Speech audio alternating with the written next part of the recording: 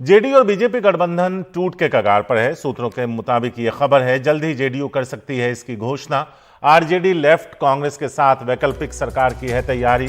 अधिकतर एमएलए मध्यावधि चुनाव नहीं चाहते हैं। बीजेपी पर पार्टी तोड़ने का आरोप लगा रही है जेडीयू। आरसीपी की मदद से पार्टी तोड़ने की कोशिश हो रही है।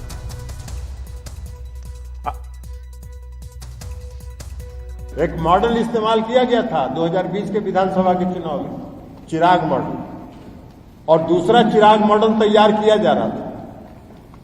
लेकिन कभी अगर होगा आगे तब बताएंगे कि षड्यंत्र कहां कहां हुआ और कैसे कैसे हुआ। भैया अगर चिराग मॉडल की बात कर रहे हैं तो चिराग का तो मॉडल विकास का मॉडल है। हम बात करते हैं बिहार फर्स्ट, बिहारी फर्स्ट की। मुख्यमंत्री जी बताए ना कि नीतीश मॉडल क्या रह गया है। क्या नीतीश मॉडल बिहार में, बताइए मुझे। बाढ़ में लोगों को डूबने देना, सुखाड़ में इस किसानों को मरने देना, बेरोजगारी में युवाओं को पलायन करने देना, अस्पतालों की हालत ऐसी कि मुख्यमंत्री स्वयं दिल्ली जाएं अपने आंख का इलाज कराने, और आए दिन बढ़ रहे अपराध। क्या ये है नीतीश मॉडल? बात करते हैं भैया आप चिराग मॉडल की।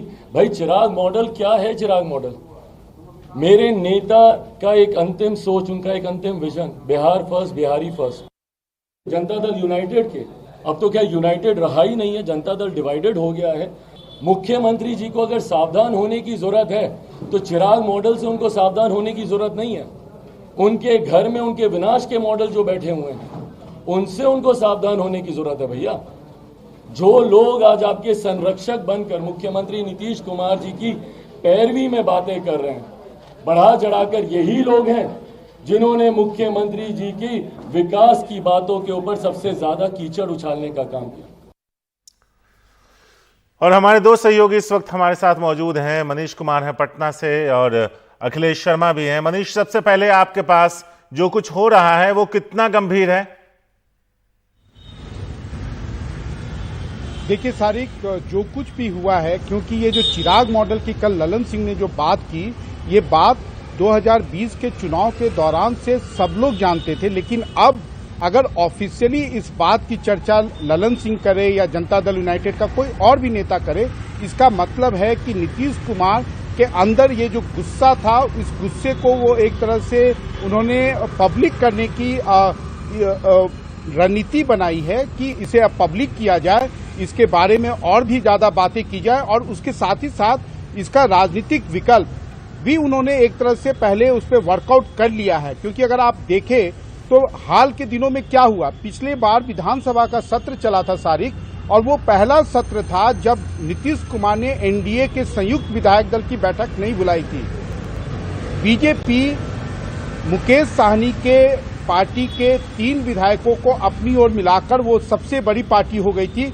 लेकिन उसी विधानसभा सत्र के दौरान हमने देखा कि एआईएमआईएम के 4 विधायकों को आरजेडी में शामिल कराया गया, और उस पूरे प्रकरण में भी एक नीतीश कुमार की मौन सहमति थी या सक्रिय भूमिका थी, जिसके बाद आज की तारीख में आरजेडी नंबर 1 पार्टी है।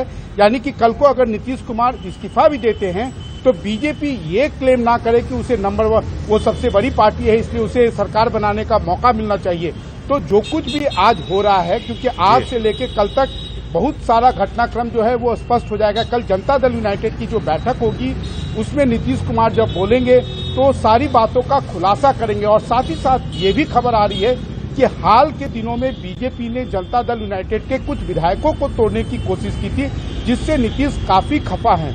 लेकिन अगर आप कहें कि आखिर नीतीश, जिसको नंबर 3 की पार्टी होने के बावजूद बीजेपी ने मुख्यमंत्री बनाया, उनकी नाराजगी का असल कारण क्या है, उसका हमने कई नेताओं से बातचीत की। उनका कहना यह है कि केंद्रीय गृह मंत्री अमित शाह ने 2020 के रिजल्ट आने के बाद जिस प्रकार बिहार बीजेपी के कद्दावर नेताओं को साइडलाइन कर यहां पर छोटे छोटे नेताओं को प्रमोट किया और पूरी पार्टी को उन्होंने रिमोट कंट्रोल पर लिया, और जिस प्रकार से पिछले 1.5 सालों के अंदर नीतीश कुमार पर बिहार बीजेपी के नेता हमलावर रहते थे, उनको लगता था कि कहीं न कहीं केंद्रीय नेताओं की मौन सहमति है, और इसी रिमोट कंट्रोल की पॉलिटिक्स से वो इतने खफा हैं कि उन्होंने विकल्प भी ढूंढ लिया है। क्योंकि जिस प्रकार से सभी दलों ने विधायक दल की बैठक बुलाई है वो सामान्य नहीं लग रहा है। वो कहीं न कहीं 2017 का को रिमाइंड करता है कि नीतीश कुमार अब अपनी राह चलने के लिए वो कहीं ना कहीं वो स्वतंत्र हैं या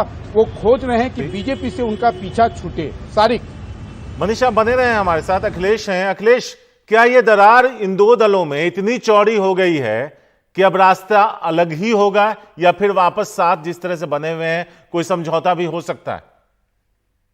कि बीजेपी का जो केंद्रीय नेतृत्व है वो तो खामोश है, उसकी ओर से कोई बात इस पूरे विवाद पर नहीं कही जा रही है, लेकिन प्रदेश स्तर पर जरूर ये संदेश देने का प्रयास किया जा रहा है शारिक कि बीजेपी चाहती है कि गठबंधन अंतिम समय तक बना रहे।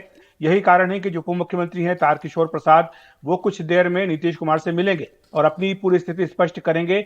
बीजेपी यही संदेश देना चाहती है कि वो तो आखिरी वक्त तक गठबंधन बनाए रखने के पक्ष में है, क्योंकि बिहार की जनता ने पहले लोकसभा चुनाव में और पहले उसका विधानसभा चुनाव में इस गठबंधन को वोट दिया है। तो इसलिए बीजेपी अपनी ओर से पूरा यही प्रयास करेगी। लेकिन बीजेपी नेताओं को यह लग रहा है, सूत्रों के मुताबिक भी जो हमें जानकारी मिली है उसमें यही मान करके चला जा रहा है कि नीतीश कुमार मन बना चुके हैं कि वो बीजेपी से अलग होना चाहते हैं। इसलिए बीजेपी जेडीयू गठबंधन जो बिहार में है वो टूट की कगार पर पहुंच चुका है। जल्दी ही इस बारे में फैसला हो सकता है। जैसा मनीष जानकारी दे रहे हैं कि न केवल जेडीयू बल्कि आरजेडी ने, इसके अलावा लेफ्ट पार्टियों ने और कांग्रेस ने, सबने अपने अपने विधायक दलों की बैठक बुला ली है।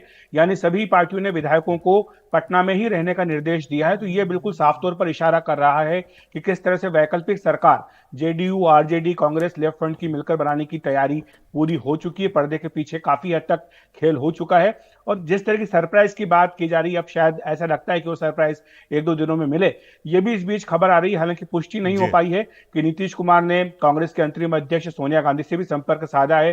कांग्रेस के जो प्रभारी हैं बिहार के, वो भी आज पटना जा रहे हैं, वहां पर विधायक दल की बैठक होगी। और इस बीच ये भी खबर आ रही है कि कांग्रेस के एक विधायक ने कहा है कि वो नीतीश कुमार को समर्थन देंगे। तो ऐसे में ये बिल्कुल अब साफ होता जा रहा है कि शायद ये गठबंधन जल्दी ही टूट जाए। शुक्रिया अखिलेश और मनीष, आप दोनों का इस पूरे मामले पर विस्तार से रोशनी डालने के लिए।